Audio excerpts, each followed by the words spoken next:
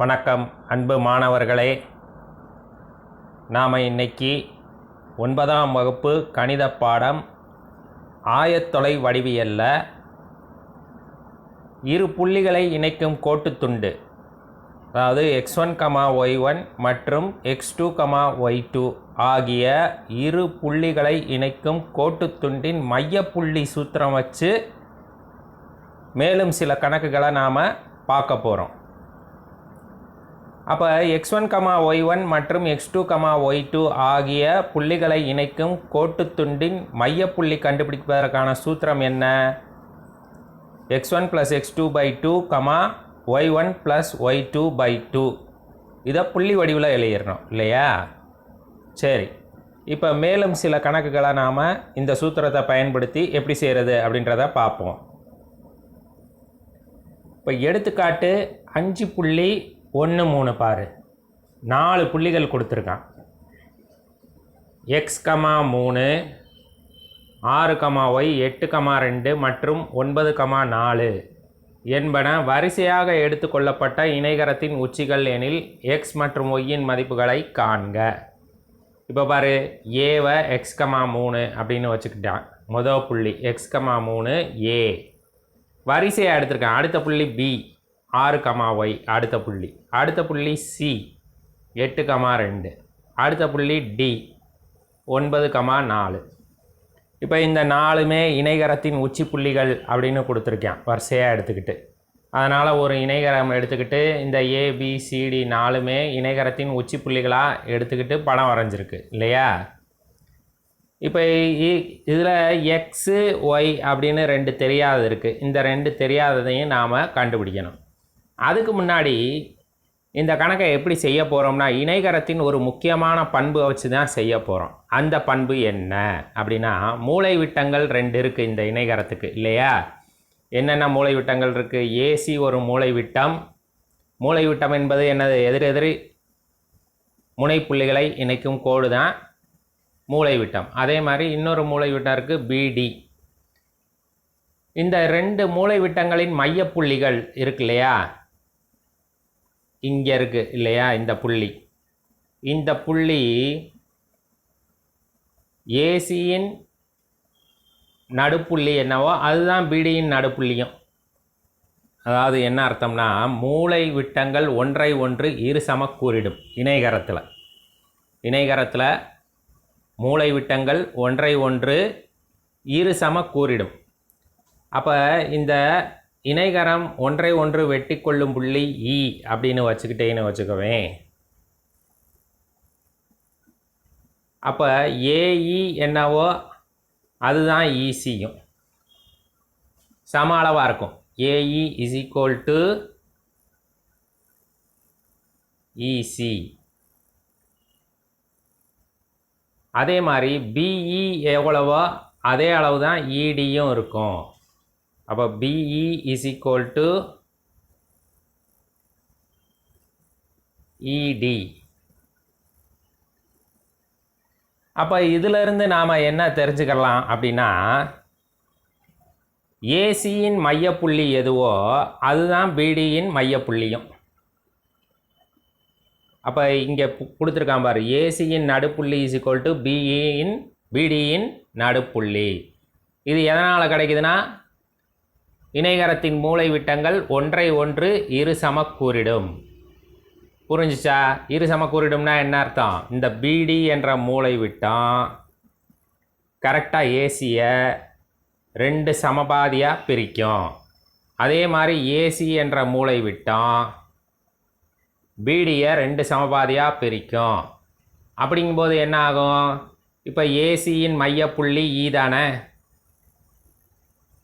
அதே மாதிரி பிடியின் மையப்புள்ளியும் அதே ஈ தானே. படத்தில் இருந்தே நாம் தெரிஞ்சுக்கலாம் இல்லையா? அப்போ என்ன ஆயிடுச்சு? ஏசியின் மையப்புள்ளி அல்லது ஏசியின் நடுப்புள்ளி = பிடியின் நடுப்புள்ளி அப்படின்னு கிடச்சிருது. அப்போ நீ ஃபஸ்ட்டு இந்த கணக்கு செய்கிறதுக்கு முன்னாடி குறிப்புன்னு ஒரு விஷயம் எழுதிக்கணும். அந்த குறிப்பு என்னது?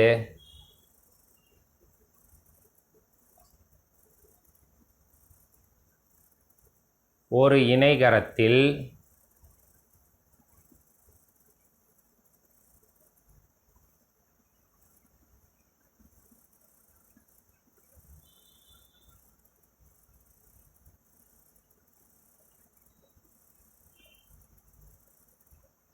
மூலை விட்டங்கள்.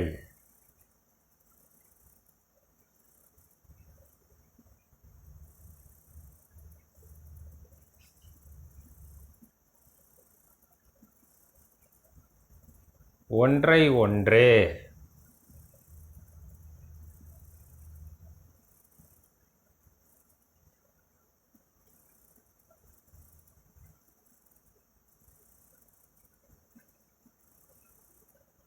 இருசம கூறிடும்.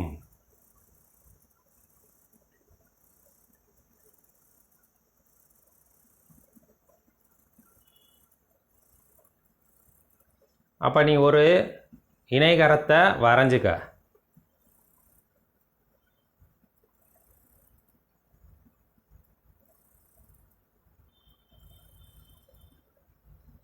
ஏ பி சி டி. அப்போ இணைகரம் ஏபிசிடியில்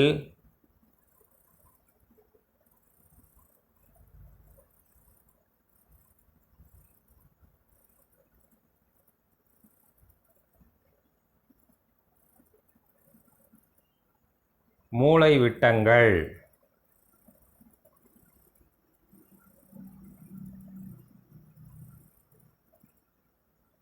எது மூலை விட்டங்கள்?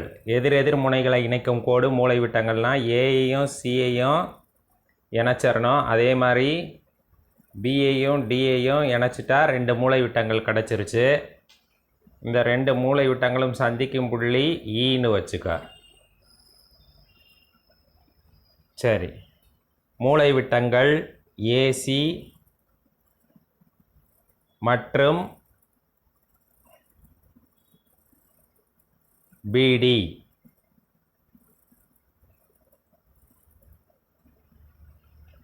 தேர்ஃபோர் பண்புப்படி என்ன ஆகும்? அதாவது இதுவும் சமம் இல்லையா?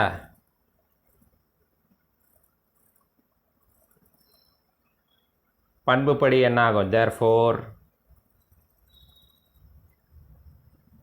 மூலை விட்டங்கள்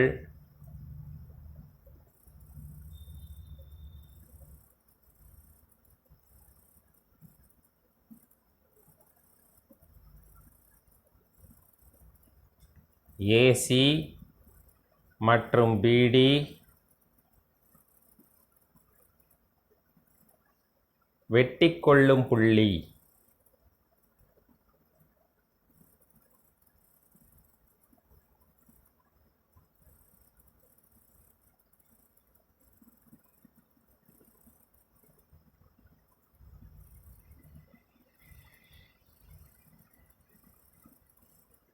இ என்க.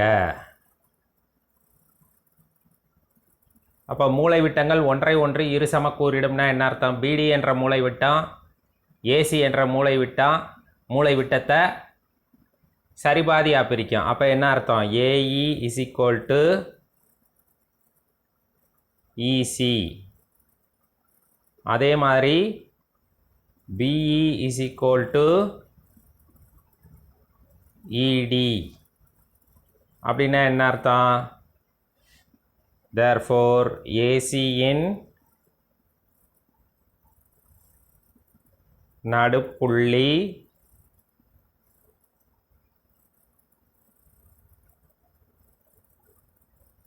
இஸ் ஈக்குவல் டு பிடியின்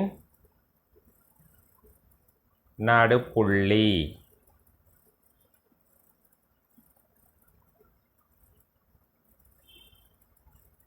அப்போ இதை நீ ஃபஸ்ட்டு குறிப்பு எழுதிக்கிறணும். இது முடிய எழுதிட்டு தான் இந்த கணக்கையே நாம் செய்ய தொடங்கணும்.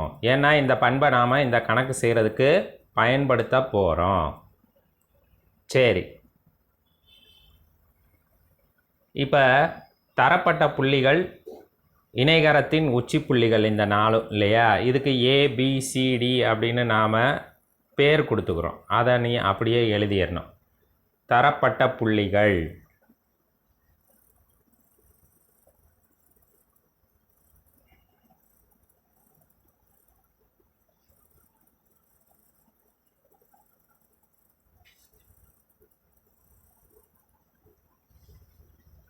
ஏ ஆஃப்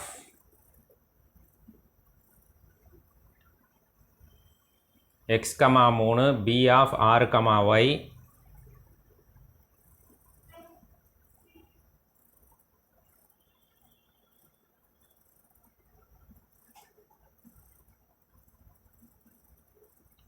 அடுத்து மூணாவது புள்ளி C of 8 comma 2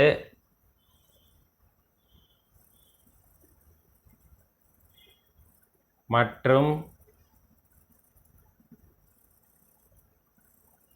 D of 9 comma 4 என்க.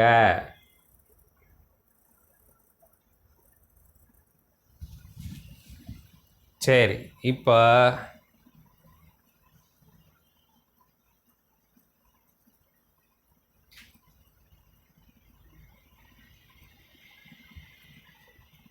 இது மூலைவிட்டங்களோட உச்சி புள்ளிகள்னு கொடுத்துருக்கான் இல்லையா?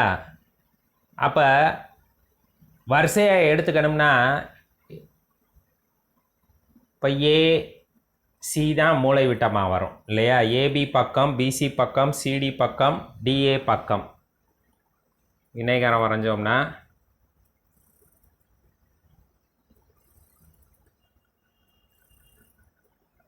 ஏ வரிசையாக தான் எடுத்துக்கணும்னு சொல்லியிருக்கேன். பிசிடி அப்படி வந்துடும் இல்லையா?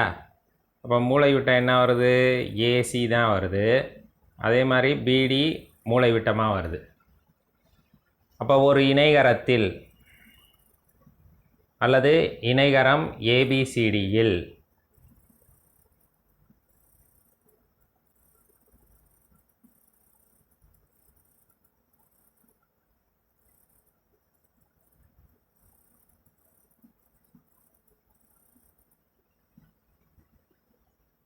மூலைவிட்டம்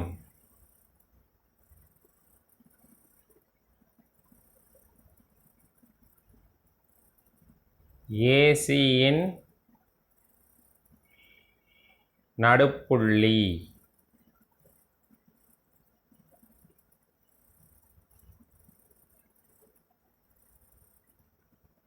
ஈக்குவல் டு மூலைவிட்டம்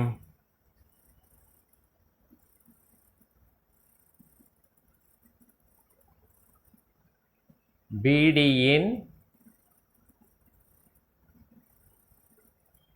நடுப்புள்ளி. இதை நீ ஒரே லைனில் எழுதிடலாம். எனக்கு இடம் இல்லாதனால நான் 2 லைனாக எழுதியிருக்கேன். இந்ததை நீ நோட்டில் இங்கே எழுதிடலாம். சரியா? சரி, இப்போ ஏசியின் நடுப்புள்ளி என்னது? நமக்கு சூத்திரம் தெரியும் இல்லையா? இப்போ நடுப்புள்ளினா இது x1 y1, சி வந்து x2 y2. ஏசியின் நடுப்புள்ளி அப்படிங்கும்போது ஏவை x1 y1ன்னு வச்சுக்கணும், சியை x2 y2ன்னு வச்சுக்கணும். அப்போ ஏசியின் மையப்புள்ளி என்ன வரும்? x1 + x2/2, y1 + y2/2 சூத்திரம் இல்லையா? அதுக்கு நீ கூட நடுப்புள்ளி அப்படின்னு ஒரு தடவை சூத்திரத்தை எழுதுக்க.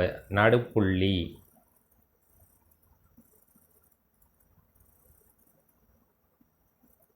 = m ஆஃப் என்னது?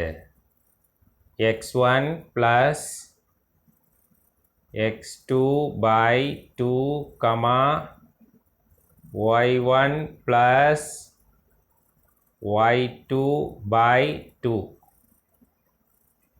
சரி, இப்போ ஏசியின் நடுப்புள்ளி நம்ம கண்டுபிடிக்கணும் இல்லையா? அப்போ ஏ தான் x1 y1, சி தான் x2 y2. அப்போ அதன்படிக்கு ஏசியின் நடுப்புள்ளி என்ன வரும்? x + 8/2 இதுதான் x1 + x2/2 இல்லையா? y1 + y2/2 என்ன வரும்? 3 + 2/2. இது ஏசியின் மையப்புள்ளி = பிடியின் மையப்புள்ளி. அப்போ பி தான் இப்போ x1 y1, டி தான் x2 y2 இல்லையா? அப்போ x1 + x2 அப்படின்னா என்ன வரும்? 6 + 9 by 2, y1 + y2 என்ன வரும்? y1 y தான் இருக்குது, y2 4 இல்லையா? அப்போ y + 4/2. அப்போ இது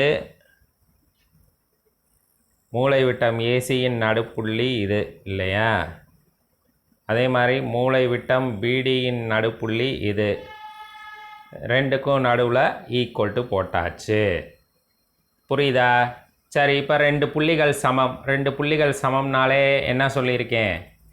அந்த 2 புள்ளிகளின் எக்ஸ் கூறும் சமம், ஒய் கூறும் சமம் இல்லையா? அப்போ இதிலேருந்து என்ன தெரியுது? x + 8 by 2 equal to 6 + 9 by 2 இல்லையா? அதே மாதிரி y கூறும் சமம். அப்போ 3 + 2 by 2 equal to y + 4 by 2.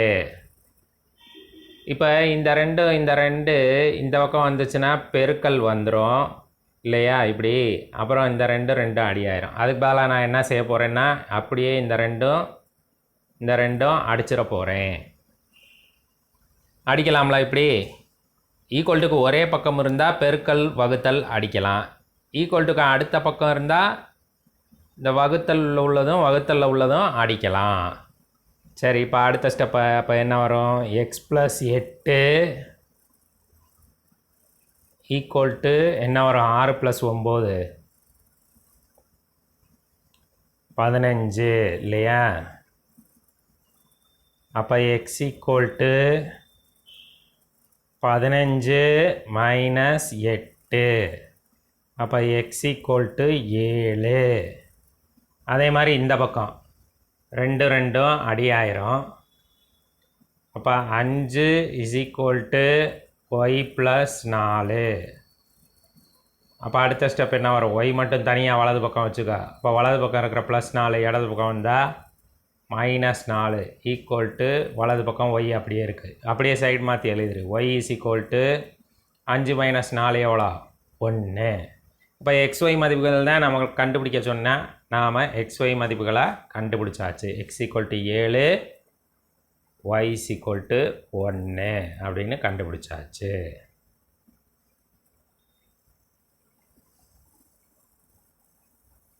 வந்திருக்கா விடை? x = 7, y = 1. சரி, அடுத்த கணக்கு. புள்ளிகள் a -11,4 b 9,8 இது ரெண்டையும் இணைக்கும் கோட்டு துண்டை 4 சமபாகங்களாக பிரிக்கும் புள்ளிகளை காண்க. அப்படின்னா இந்த கணக்கு ரொம்ப ஈஸி. எப்படி 4 சமபாகங்களாக பிரிக்கணும்னா இதிலேயே கொடுத்துருக்கான் பாரு, 3 புள்ளிகள் வேணும். p q r 3 புள்ளிகள் நம்ம கண்டுபிடிக்கணும். இந்த 3 புள்ளிகளும் என்ன பண்ணணும்? இந்த ஏபி என்ற கோட்டுத்துண்டை, ஏபி என்ற புள்ளிகளை இணைக்கும் இந்த கோட்டுத்துண்டை 4 சமபாகங்களாக பிரிக்கணும். அப்படின்னா என்ன அர்த்தம்? ஒருவேளை இந்த கோடு ஒரு 12 சென்டிமீட்டர் இருக்குன்னு வச்சுக்கோவேன். அப்போ 4 சமபாகங்கள்னால் 3 சென்டிமீட்டர் 3 சென்டிமீட்டராக பிரிக்கிற புள்ளிகள் வேணும். அப்போ 4 சமபாகங்களாக பிரிக்கணும்னா 3 புள்ளி இந்த மாதிரி PQR இருந்தால் தான் இது 4 சமபாகங்களாக 3 சென்டிமீட்டர் 3 சென்டிமீட்டர் 3 சென்டிமீட்டர் 3 சென்டிமீட்டர் அப்படின்னு பிரிக்கிற மாதிரி இந்த கோட்டுத்துண்டை 4 சமபாகங்களாக பிரிக்கிற மாதிரி 3 புள்ளிகளை நாம் கண்டுபிடிக்கணும் இல்லையா? இப்போ இதிலேருந்து என்ன தெரியுதுன்னா, இந்த Q பாருங்க. Q வந்து ஏபியின் மையப்புள்ளியாக தானே இருக்குது. ஏன்னா ஏலேருந்து AQ எவ்வளோ இருக்குது? 6 சென்டிமீட்டர்னு இருக்கா? அதே மாதிரி QB எவ்வளோ இருக்குது? அதுவும் 6 சென்டிமீட்டர்னு இருக்கா. அப்போ இதிலிருந்து நமக்கு என்ன தெரியுது, Q என்பது ஏபியின் மையப்புள்ளி அப்படின்னு தெரியுதா. அப்போ இதிலிருந்து நாம் Q கண்டுபிடிச்சிடலாமா. Q என்னது, ஏபியின் மையப்புள்ளின்றனால x1 + x2/2, y1 + y2/2 இந்த சூத்திரம் இங்கே பயன்படுத்தியிருக்கானா Q கண்டுபிடிச்சி -1,6ன்னு Qவை மொதல் கண்டுபிடிச்சாச்சு. அடுத்து Pயை கண்டுபிடிப்போம். இப்போ P பாரு, P வந்து ஏக்யூவின் மையப்புள்ளியாக இருக்கா. ஏன்னா ஏபி = 3 சென்டிமீட்டர், PQ = 3 சென்டிமீட்டர்னால் என்ன அர்த்தம், P ஆனது ஏக்யூவின் மையப்புள்ளி. Q ஏற்கனவே கண்டுபிடிச்சாச்சு, ஏயும் தெரியும். அப்போ திரும்பவும் மையப்புள்ளி சூத்திரம், ஏ வந்து இப்போ x1 y1, Q வந்து x2 y2 அப்படின்னு வச்சுக்கிட்டு Pயை மையப்புள்ளி சூத்திரம் போட்டு கண்டுபிடிச்சிடலாம். அதே மாதிரி ஆர், இப்போ ஆரும் பாரு, QBக்கு மையப்புள்ளியாக இருக்கா. ஏன்னா QBயும் 3 சென்டிமீட்டரு, சார் QRம் 3 சென்டிமீட்டரு, RBயும் 3 சென்டிமீட்டரு. அப்போ இதில் இருந்து என்ன தெரியுது, QBயின் மையப்புள்ளி தான் R அப்படின்னு தெரியுது. Q ஏற்கனவே இங்கே கண்டுபிடிச்சிருக்கோம், RB கொடுத்துருக்கான். அப்போ Qஐ x1 y1ன்னு வச்சுக்கிற வேண்டியது, Bஐ x2 y2ன்னு வச்சுக்கிட்டு Rஐ மையப்புள்ளி சூத்திரம் x1 + x2/2, y1 + y2/2 போட்டு கண்டுபிடிச்சிடலாம் இல்லையா. ஈஸியாக தானே இருக்குது. அப்போ இந்த கணக்கை நீ ஹோம்ஒர்க்காக செஞ்சிரு. பாரு, நான் சொன்னது அப்படியே இருக்கா. ஏபியின் மையப்புள்ளி Q, ஏக்யூவின் மையப்புள்ளி P, QBயின் மையப்புள்ளி R. அப்போ 3 தடவை மையப்புள்ளி சூத்திரம் போட்டு விடைகளை கண்டுபிடிச்சாச்சு. இது ஈஸியான கணக்கு. சரி, அடுத்து இதை எடுத்துக்காட்டு ஹோம்ஒர்க்காக கொடுத்தாச்சு. நேற்று போன கிளாஸில் இந்த மாடல் செஞ்சாச்சு. அதே மாதிரி பயிற்சி கணக்கில் 4 வரைக்கும் செஞ்சாச்சு. இப்போ 5வது கணக்கு. ஏபிஐ ஒரு நாணாக உடைய வட்டத்தின் மையம் O of 0, 0. ஒரு வட்டம் இருக்குது, அந்த வட்டத்தின் மையம் O of 0, 0. அந்த வட்டத்தில் ஏபின்றது ஒரு நாண். சரி, இதை மொதல் படம் வரைவோம். ஒரு வட்டம் இருக்குது, வட்டத்தின் மையம் O of 0, 0 இல்லையா. இந்த வட்டத்தில் ஏபின்றது ஒரு நாண் அப்படின்னு சொல்லியிருக்கான். நான்னா என்ன அர்த்தம், வட்டத்தின் மீது அமைந்த ஏதேனும் 2 புள்ளிகளை இணைக்கும் கோடு தான் நாண். அப்போ வட்டத்தின் மீது 2 புள்ளி எடுத்துக்க, ஏன்னு ஒரு புள்ளி, பின்னு இன்னொரு புள்ளி. வட்டத்தின் மீது 2 புள்ளிகளை எடுத்தாச்சு. இந்த வட்டத்தின் மீது அமைந்த 2 புள்ளிகளையும் இணைக்கும் கோடு தான் நாண். அப்போ ஏபி நாண். சரி, அடுத்து என்ன கொடுத்துருக்கான், இங்கு புள்ளிகள் A மற்றும் B முறையே 8, 6 மற்றும் 10, 0. அப்போ ஏபி என்னன்னு கொடுத்துட்டான், 8, 6, 10, 0. இந்த புள்ளி 8, 6, இந்த புள்ளி 10, 0. சரி, வட்டத்தின் மையத்திலிருந்து நான் ஏபிக்கு வரையப்படும் செங்குத்து ஓடி எனில் ஓடியின் மையப்புள்ளியின் ஆயத்தொலைவுகளை காண்க. இப்போ வட்டத்தின் மையத்திலிருந்து ஏபிக்கு வரையப்படும் செங்குத்து ஓடி, வட்டத்தின் மையத்திலிருந்து ஏபிக்கு செங்குத்தாக ஒரு கோடு வரைஞ்சிடும். இதை ஏபியை டச் பண்ணுற இடம் டி. இப்போ அவன் என்ன கேட்டிருக்கான், வட்டத்தின் மையத்திலிருந்து நான் ஏபிக்கு வரையப்படும் செங்குத்து ஓடி, அது வரைஞ்சாச்சு. எனில் ஓடியின் மையப்புள்ளியின் ஆயத்தொலைவுகளை காண்க. இப்போ ஓடிக்கு மையப்புள்ளி இருக்கும் இல்லையா, அந்த மையப்புள்ளியோட ஆயத்தொலைவுகளை கண்டுபிடிக்கணும். ஓடியோட மையப்புள்ளி இது வச்சுக்க, ஈன்னு வச்சுக்குவோமா, அல்லது பின்னு வச்சுக்கோ. இப்போ பியோட ஆயத்தொலைவை தான் நாம் கண்டுபிடிக்கணும். அப்போ பியை நாம் எக்ஸ் கமா ஒய் அப்படின்னு வச்சுக்க. இப்போ எக்ஸ் கமா ஒய் தான் நாம் கண்டுபிடிக்கணும். இப்போ நாம் ஒரு பண்பை பயன்படுத்த போகிறோம். இப்போ வட்ட மையத்திலிருந்து நாணுக்கு வரையப்படும் செங்குத்து நாணை இருசம கூறிடும் அப்படின்னு ஒரு பண்பு இருக்குது. வட்ட மையத்திலிருந்து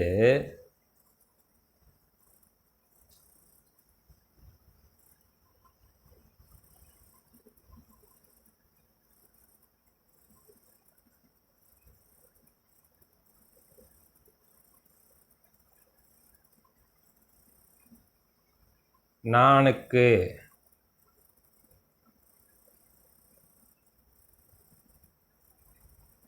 வரையப்படும்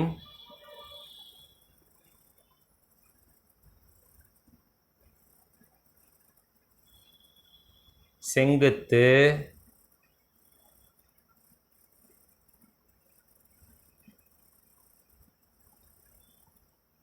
நாணை இருசம கூறிடும்.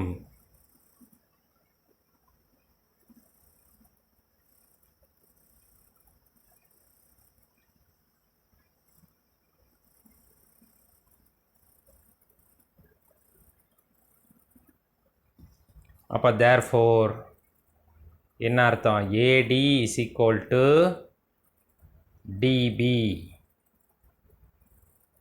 Implies AD is equal to டிபின்னா என்ன அர்த்தம்? டி ஆனது ஏபியின் மையப்புள்ளின்னு தானே அர்த்தம். இம்ப்ளைஸ் டி ஆனது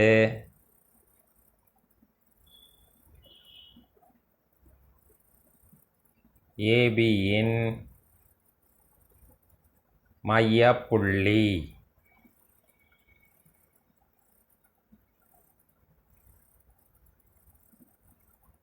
அப்போ டி கண்டுபிடிச்சிடலாம். ஏன்னா ஏபி என்னன்னு கொடுத்துருக்கான்ல, ஏன்றது 8,6 அதை x1 y1 வச்சுக்கிற வேண்டியது.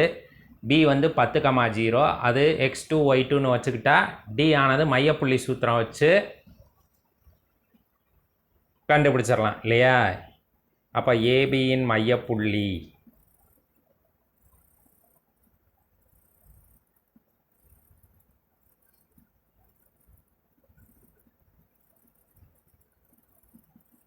ஈக்குவல் டு டி ஆஃப் என்னது சூத்திரத்தை எழுது மொதல் x1 plus x2 by 2 comma y1 plus y2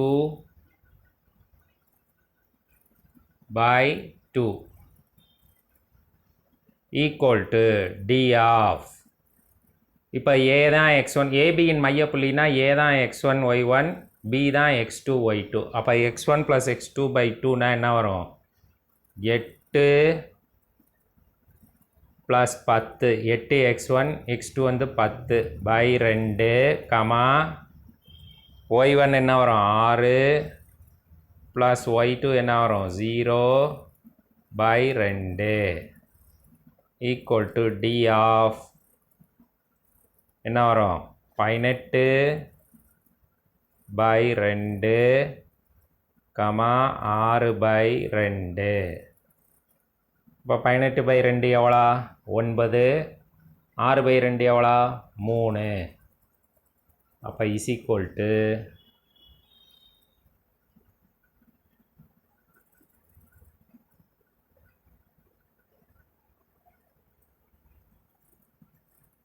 D of 9,3. இப்போ ஓடியோட மையப்புள்ளியாக தான் நாம் கண்டுபிடிக்கணும் இல்லையா? ஓ என்பது என்னதுன்னு கொடுத்துருக்கான் 0,0 இல்லையா? அந்த படம் வட்டத்தில் இருக்குது ஏற்கனவே. அதே மாதிரி டி என்னன்னு கண்டுபிடிச்சாச்சு 9,3. ஓடியின் மையப்புள்ளியை பின்னு வச்சுருக்கோம் இல்லையா? P of X comma Y. அப்போ ஓ தெரியும், டி தெரியும். ஓடியின் மையப்புள்ளினா ஓ x1 y1 வச்சுக்கோ, டிஐ x2 y2 வச்சுக்கோ.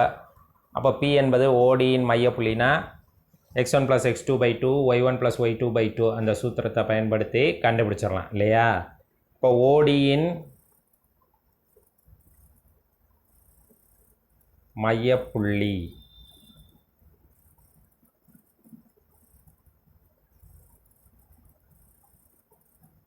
equal to P of x1 + x2/2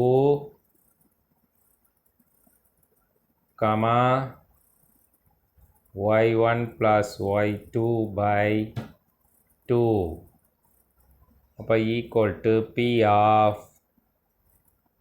x1 0 + x2 9/2 y1 0 + y2 எவ்வளோ 3/2 அப்போ equal to P of 9/2 3/2 அப்போ ஓடியின் மையப்புள்ளி நாம் கண்டுபிடிச்சாச்சு. இதோட இந்த கணக்கு முடிஞ்சிருச்சு.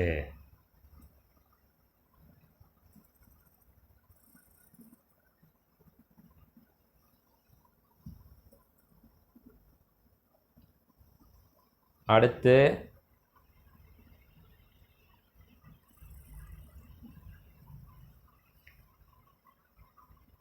இப்போ எத்தனாவது கணக்கு செஞ்சோம்? 5வது கணக்கு செஞ்சோம். அடுத்து 6வது கணக்கு. புள்ளிகள் A of -5, 4, B of -1, -2 மற்றும் C of 5, 2 என்பன இரு சமபக்க செங்கோண முக்கோணத்தின் உச்சிகள். இதில் Bயில் செங்கோணம் அமைந்துள்ளது. இரு சமபக்க செங்கோண முக்கோணம். மேலும் ABCD ஒரு சதுரம் எனில் Dயின் ஆயத்தொலைவுகளை காண்க. இப்போ நாம் படம் வரைஞ்சிக்குவோம். ஃபஸ்ட்டு ஏபிசின்றது செங்கோண முக்கோணம், இரு சமபக்க செங்கோண முக்கோணம். பியில் தான் செங்கோணம் இருக்குது அப்படின்னு சொல்லிட்டேன். சரி,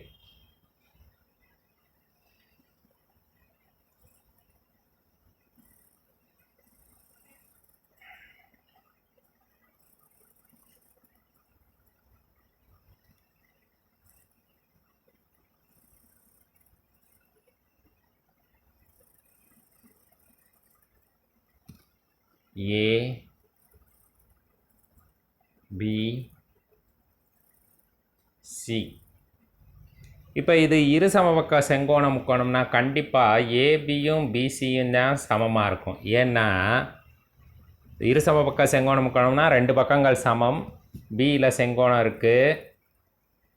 பிக்கு எதிரே உள்ள பக்கம் ஏசி கர்ணம். எப்போவுமே கர்ணம் தான் மிக நீளமான பக்கம் செங்கோண முக்கோணத்தில். அப்போ ஏபியும் பிசியும்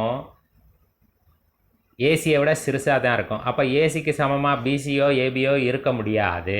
ஏன்னா ஏசி தான் மிக நீளமான பக்கம். அதை விட கம்மியாக தான் இருக்கணும் ஏபியும் பிசியும். அப்படிங்கிற ஏசிக்கு சமமாக ஏபியோ பிசியோ இருக்க முடியாது. அப்போ ஏபியும் பிசியும் தான் சமமாக இருக்கணும். மேலும் ஒரு சதுரத்தை உருவாக்கு.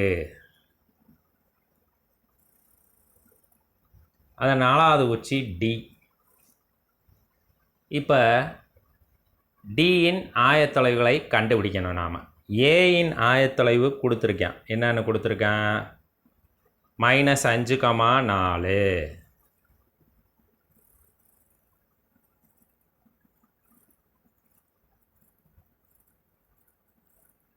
பி என்னன்னு கொடுத்துருக்கேன்? -1, -2.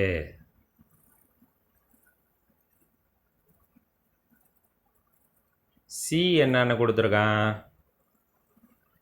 5, 2.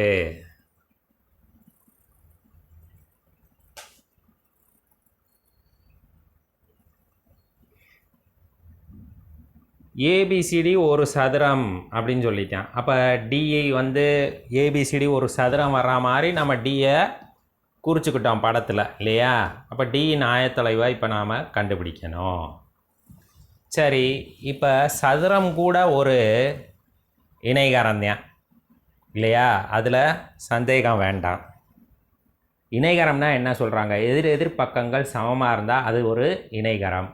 அப்போ சதுரத்தில் கூட எதிரெதிர் பக்கங்கள் சமம் தானே, அப்போ சதுரம் கூட ஒரு இணைகரம் தான். அப்போ இணைகரத்தின் பண்பு ஏற்கனவே நாம் பயன்படுத்தியிருக்கோம். என்ன பண்பு பயன்படுத்தியிருக்கோம்? மூலை விட்டங்களின் மையப்புள்ளிகள் சமம் இல்லையா? அப்போ மூலை விட்டங்கள் ஏசி படத்தில் ஏற்கனவே இருக்குது. அப்போ பிடியை நாம் வரைஞ்சிக்கிற வேண்டியதுதான் மூலை விட்டம். சரி, அப்போ ஏசியின் மையப்புள்ளி சதுரம் ஒரு இணைகரம் ஆகும்.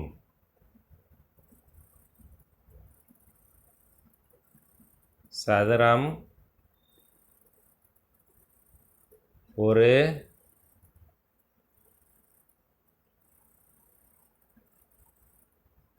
இணைகரம் ஆகும். Therefore, மூலை விட்டம்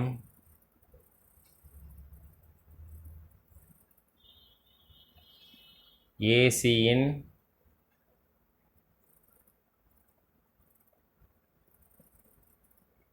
நடுப்புள்ளி அல்லது மையப்புள்ளி எது வேணால் எழுதலாம். நடுப்புள்ளி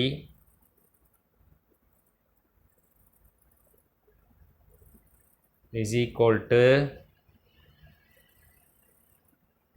மூலை விட்டம்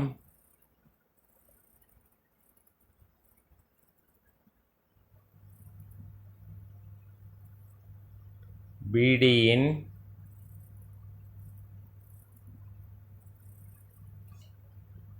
நடுப்புள்ளி.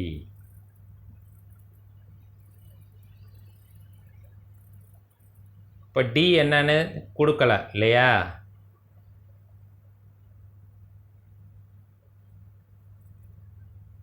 டி என்பது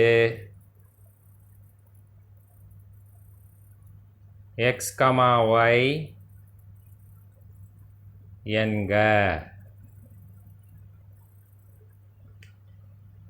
இப்போ ஏசியின் மையப்புள்ளி நமக்கு தெரியும்.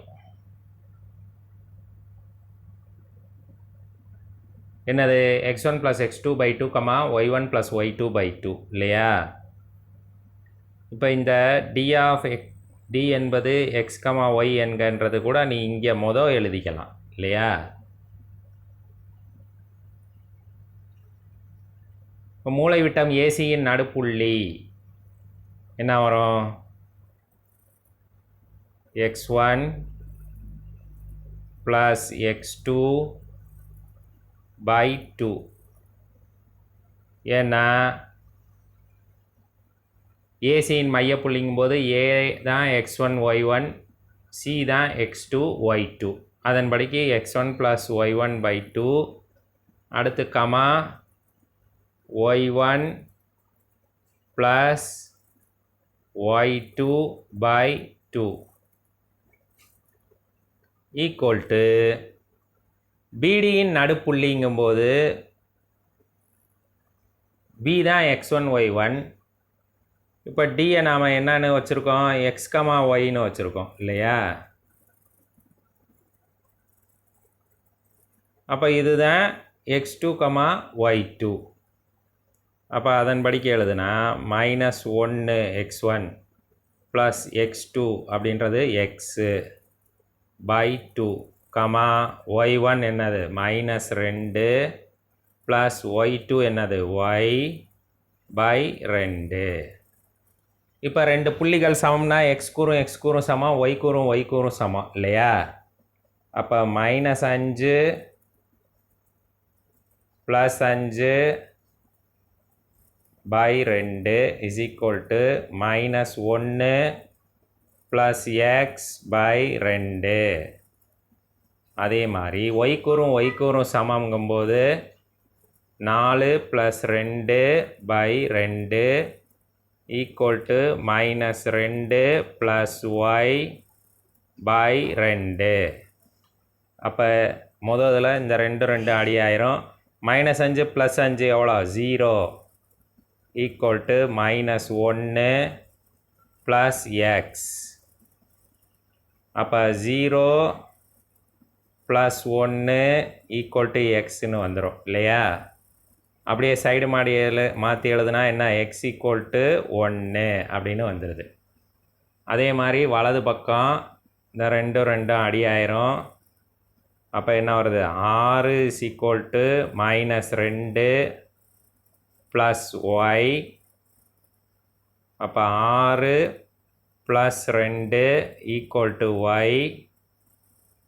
அப்போ ஒய் இஸ் ஈக்குவல் டு 8 அப்படின்னு வந்துடுது.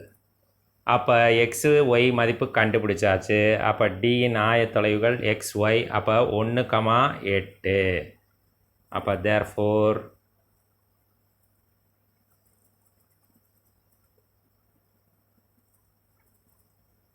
டியின்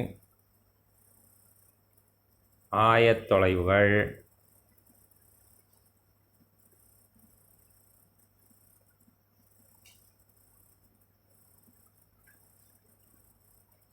x equal to 1, y is equal to 8.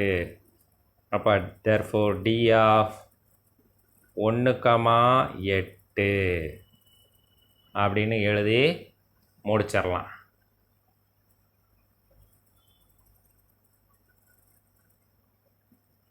சரி, அடுத்து என்ன இருக்குது பயிற்சியில்? 7ஆம் கணக்கு. முக்கோணம் டிஇஎஃப்பின் பக்கங்கள் முறையே டிஇஎஃப்எஃப்டி. இதன் நடுப்புள்ளிகள் முறையே ஏபிசி. பக்கங்களின் நடுப்புள்ளிகள் கொடுத்துருக்கான். எனில் நாற்கரம் ஏபிசிடி ஓர் இணைகரம் என நிறுவுக அப்படின்றது. சரி, இப்போ படத்தை போட்டு காமிக்கிறேன். டிஇஎஃப் ஒரு முக்கோணம் அப்படின்னு சொல்லியிருக்கான் இல்லையா?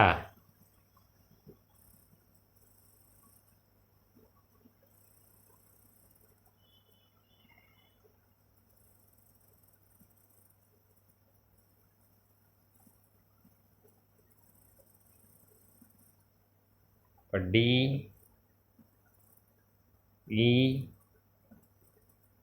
டிஇஎஃப் ஒரு முக்கோணம். அப்போ பக்கங்கள் டிஇஎஃப்எஃப்டின்னு கிடச்சிருக்கு. இந்த டிஇயின் மையப்புள்ளி ஏ அப்படின்னு சொல்லியிருக்கேன். அப்போ ஏ ஆஃப் என்னது, -3,6 -3,6. அதே மாதிரி இஎஃப்பின் மையப்புள்ளி பி, அது என்னன்னு கொடுத்துருக்கான், 0,7.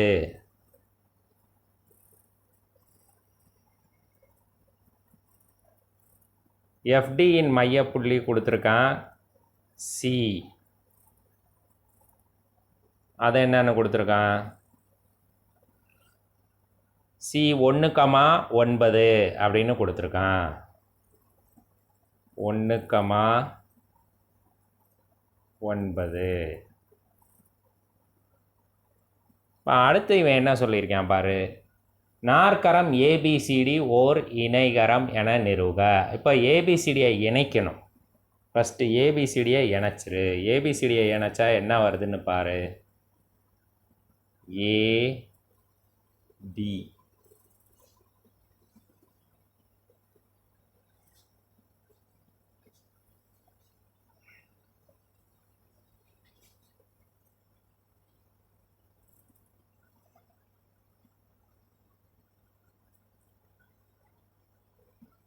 ஏபிசிடியை இணைச்சிரு.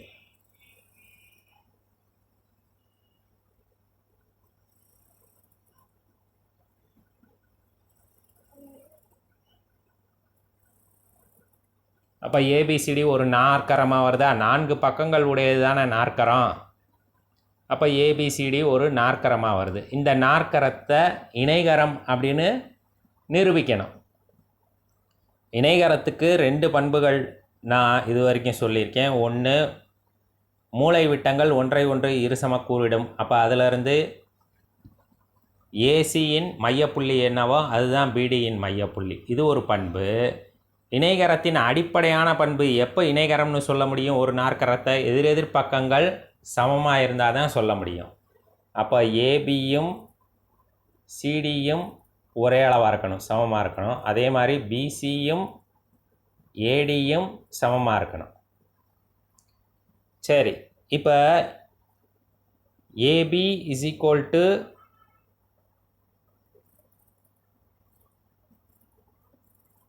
சிடி அப்படின்னு சொல்லணும்.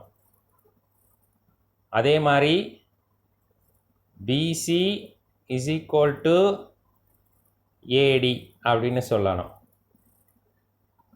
அப்போ ஏபி கண்டுபிடிக்கணும்னா இரு புள்ளிகளுக்கு இடைப்பட்ட தொலைவு தானே ஏபி. ஏ என்ற புள்ளிக்கும் பி என்ற புள்ளிக்கும் இடைப்பட்ட தொலைவு தான் ஏபி. அப்போ தொலைவு சூத்திரத்தை நம்ம கண்டுபிடிக்கணும் ஏபி கண்டுபிடிக்க. ஏன்னா ஏ என்பது ஒரு புள்ளி, அது என்னன்னு இங்கே கொடுத்தாச்சு இல்லையா. பின்றதும் ஒரு புள்ளி, அதுவும் என்னன்றதை கொடுத்தாச்சு. அப்போ இந்த ஏபிக்கு இடைப்பட்ட தொலைவு இரு புள்ளிகளுக்கு இடைப்பட்ட தொலைவு தான் இல்லையா. அப்போ இரு புள்ளிகளுக்கு இடைப்பட்ட தொலைவு சூத்திரம் என்ன? D is equal to x2 minus x1 the whole square plus y2 minus y1 the whole square. இந்த சூத்திரத்தை பயன்படுத்தி ஏபிக்கு உள்ள தொலைவு கண்டுபிடிச்சிடலாம். ஏன்னா ஏ தெரியும், பி தெரியும். அதே மாதிரி பிசிக்கு உள்ள தொலைவு கண்டுபிடிச்சிடலாம். ஏன்னா பி தெரியும், சி தெரியும். சிடியும் ஏடியும் கண்டுபிடிக்கணும் இல்லையா. சிடி ஏடி கண்டுபிடிக்கணும்னா இந்த டி எவ்வளோ அப்படின்றது நமக்கு தெரியணும். அப்போ டி எவ்வளோன்னு தெரியணும்னா ஏசியின் மையப்புள்ளி கண்டுபிடிச்சிடலாம் இல்லையா. ஏசியின் மையப்புள்ளியை நாம் இப்போ கண்டுபிடிச்சிடலாம். ஏன்னா ஏசி தெரியும்ல. அதே மாதிரி பிடியின் மையப்புள்ளி கண்டுபிடிக்க நாம் சூத்திரத்தை பயன்படுத்த போகிறோம். பிடியின் மையப்புள்ளி கண்டுபிடிக்க நாம் சூத்திரத்தை பயன்படுத்தணும். என்ன சூத்திரம்? ஏற்கனவே நமக்கு தெரியும், ஏசியின் மையப்புள்ளி இஸ் ஈக்குவல் டு பிடியின் மையப்புள்ளி இல்லையா. அப்போ என்ன வரும்? ஏசியின் மையப்புள்ளி என்ன வரும்? டியை வந்து நீ எக்ஸ் கமா ஒய்ன்னு வச்சுக்க. அப்போ ஏசியின் மையப்புள்ளி -3 ஏசியின் மையப்புள்ளி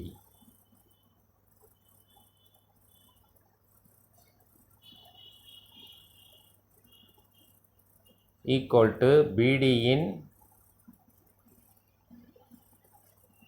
மையப்புள்ளி இல்லையா. அப்போ ஏசியின் மையப்புள்ளி என்ன வரும்? x1 + x2 / 2 -3 + 1/2 comma y1 + y2 / 2 6 + 9/2 equal to பிடியின் மையப்புள்ளி என்ன வரும்? 0 + x/2 கமா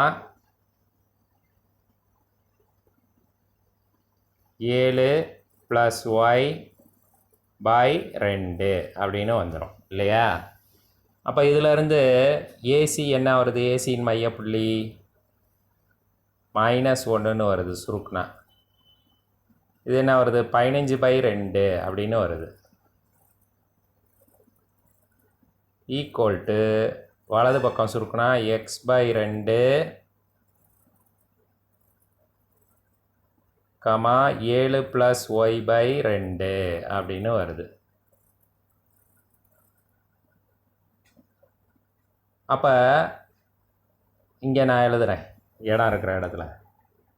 அப்போ x/2 ஈக்குவல் டு -1 அப்படின்னு கிடைக்கிது இல்லையா. எக்ஸ் குறும் சமப்படுத்தினா இதிலேருந்து x ஈக்குவல் டு -2ன்னு கிடைக்கிது. அதே மாதிரி 15/2 ஈக்குவல் டு 7 + y/2 அப்படின்னு y கூறும் சமப்படுத்தினா கிடைக்குது. 2 2 அடி ஆயிரும். அப்போ y இஸ் ஈக்குவல் டு 15 - 7 8ன்னு கிடைக்குது. அப்போ டின்ற புள்ளி என்ன கிடைக்குது? -2, 8 அப்படின்னு கிடச்சிருச்சு. சரி, இப்போ இதிலிருந்து நாம் 4 பக்க அளவுகளையும் கண்டுபிடிக்கணும் இந்த சூத்திரத்தை பயன்படுத்தி. ஏபி, பிசி, சிடி, ஏடி இந்த 4 பக்கத்தையும் கண்டுபிடிச்சி எதிரெதிர் பக்கங்கள் சமம் அப்படின்னு சொல்லிட்டோம்னா இது ஒரு இணைகரம் அப்படின்னு சொல்லிடலாம். எதை? ஏபிசிடியை. புரிஞ்சிச்சா? இதை நீ செஞ்சிட வேண்டியது எப்படி செய்கிறதுன்னு நான் சொல்லி கொடுத்துட்டேன் இல்லையா? சரி, அடுத்த கணக்கு எப்படி இருக்குன்னு பார்ப்போம். அடுத்த கணக்கு 8வது கணக்கு. A of -3,2 B of 3,2 C of -3,-2 என்பன ஏயில் செங்கோணம் கொண்டுள்ள செங்கோண முக்கோணத்தின் உச்சிகள் எனில் கர்ணத்தின் நடுப்புள்ளியானது உச்சிகளிலிருந்து சமத்தொலைவில் உள்ளது என்பதை நிறுவுக. இப்போ ஏயில் செங்கோணத்தை கொண்டுள்ள செங்கோண முக்கோணம் ஒன்று வரைய வேண்டியது.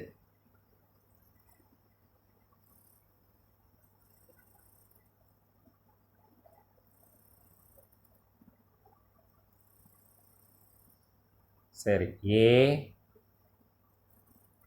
ஏல தான் செங்கோணம், பி சி. அப்போ பிசி தான் கர்ணம் இல்லையா? இப்போ என்ன சொல்லியிருக்கேன்? கர்ணத்தின் நடுப்புள்ளியிலானது உச்சிகளிலிருந்து சமத்தொலைவில் உள்ளது என்பதை நிறுவுக. கர்ணத்தின் நடுப்புள்ளி அதை டின்னு வச்சுக்க. D of X, Y. இப்போ ஏ கொடுத்துருக்கான் இல்லையா? ஏ என்னன்னு கொடுத்துருக்கான்? -3,2 பி 3,2 -3,2 பி 3,2 சி என்ன கொடுத்துருக்கான்? -3, -2ன்னு கொடுத்துருக்கான். -3, -2. அப்போ கர்ணம் என்னது? பிசி இல்லையா? ஏன்னா செங்கோணத்துக்கு எதிரே உள்ள பக்கம்தான் கர்ணம். அப்போ ஏ செங்கோணம்னா அதுக்கு எதிரே உள்ள பக்கம் பிசி தான் கர்ணம். இந்த கர்ணத்தின் மையப்புள்ளி டின்னு வச்சுருக்கோம் இல்லையா? அப்போ பிசியின் மையப்புள்ளி தானே டி. அப்போ டியை நாம் கண்டுபிடிச்சிடலாம்ல. எப்படி கண்டுபிடிக்கலாம்? x1 + x2/2, y1 + y2/2 இந்த சூத்திரத்தை பயன்படுத்தி நீ கண்டுபிடிச்சிங்கன்னா இது 0,0ன்னு வந்துடுது. புரியுதா? இது x1 + x2 பண்ணாலே என்ன வருது? 0 வந்துடுதா? 0/2 0 தான். அப்புறம் y1 + y2 அப்போ 2 - 2 எவ்வளோ? 0. இப்போ y1 + y2/2ங்கிறது 0/2, அதுவும் 0 தான். சரி, இப்போ முதல் டியை கண்டுபிடிச்சாச்சு. அப்புறம் என்ன சொல்லியிருக்கேன்? இது சமதொலைவில் இருக்குது உச்சி புள்ளிகளிலிருந்து அப்படின்னா இப்போ உச்சி புள்ளி ஏபிசி இல்லையா? ஏடி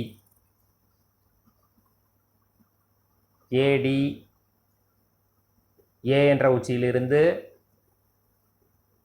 டிக்கு உள்ள தொலைவு. அதே மாதிரி பிடி சிடி இது மூணுமே சமம்னு சொல்லணும். அப்போ நம்ம சொல்ல வேண்டியது என்னது? ஏபி = பிடி = சிடி அப்படின்னு சொல்லணும். ஏடி இல்லையா? பி கிடையாது, டி. ஏடி = பிடி = சிடின்னு சொல்லணும். இப்போ திரும்பவும் ஏயும் டியும் தொலைவு சூத்திரத்தை பயன்படுத்தி நாம் கண்டுபிடிச்சிடலாம் இல்லையா? ஏன்னா ஏ ஒரு புள்ளி, டி ஒரு புள்ளி. இரு புள்ளிகளுக்கு இடைப்பட்ட தொலைவை கண்டுபிடிக்கிறதுக்கு சூத்திரம் என்ன? D = √x2 - x1² + y2 - y1² இல்லையா? இந்த சூத்திரத்தை பயன்படுத்தி ஏக்கும் டிக்கும் இடைப்பட்ட தொலைவு கண்டுபிடிச்சிடலாம். அதே மாதிரி பிக்கும் டிக்கும் இடைப்பட்ட தொலைவு கண்டுபிடிச்சிடலாம். அதே மாதிரி சிக்கும் டிக்கும் இடைப்பட்ட தொலைவு கண்டுபிடிச்சிடலாம். மூணுமே சமம்னு வரும் அப்படின்னு அதை காட்டுன்னு இருக்கேன். செஞ்சிடலாம் இல்லையா? எப்படி செய்யணும்னு சொல்லி கொடுத்தாச்சு இல்லையா? சரி, அப்போ இப்போ நாம் எது கிளாஸ் ஒர்க்கில் எழுதணும், எது ஹோம்ஒர்க் நோட்டில் எழுதணும் அப்படின்றத சொல்லிடுறேன். இன்றைக்கி ஆரம்பித்தது இந்த கணக்கு நான் நடத்திட்டேன் இல்லையா? இப்போ இது கிளாஸ் ஒர்க். எடுத்துக்காட்டு 5.13 கிளாஸ் ஒர்க். அடுத்தது எடுத்துக்காட்டு 5.14 எப்படி செய்யணும்னு சொல்லிட்டேன். அதனால் இது ஹோம்ஒர்க். அடுத்தது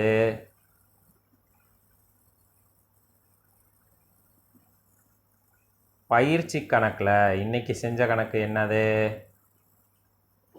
5.